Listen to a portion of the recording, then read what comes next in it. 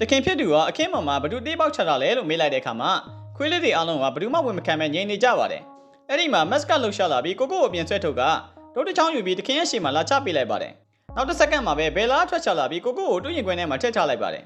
တဘောကတော့တခင်ဖြစ်သူအပြစ်ပေးလို့မရအောင်သူကကာကွယ်ပေးနေတာပါဒါပေမဲ့ဘယ်လာအိပ်ပျော်သွားတဲ့အချိန်မှာတော့မတ်ကထက်ရောက်လာပါတယ်သူကကိုကိုကိုဂရင်မောကနေဆွဲချပြီးတကားပြင်မတီရောက်အောင်ဆွဲထုတ်သွားပါတယ်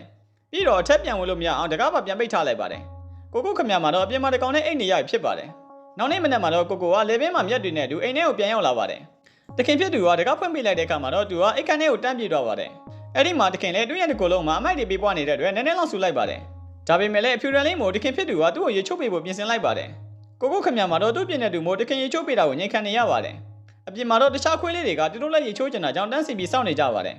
ရေချိုးပြေလို့တန်းစင်သွားတဲ့အခါမှာတော့ကိုကိုကဘယ်လာစီကိုသွားပြီးအစာတွေပေးရင်ကူညီတောင်းပါတယ်ဘယ်လာကလည်းတဘောတူလက်ခံလိုက်ပါတယ်သူတို့နှစ်ယောက်ပေါင်းကြံလိုက်တာမက်စတက်တော့လောင်ရင်နဲ့ရောက်သွားပါတယ်အဲ့ဒီမှာကိုကိုကတော့စိတ်ကျဉ်တဲ့မှုရောက်တာပြီးပြောလို့ရှင်လို့မဆုံးဖြစ်နေပါတယ်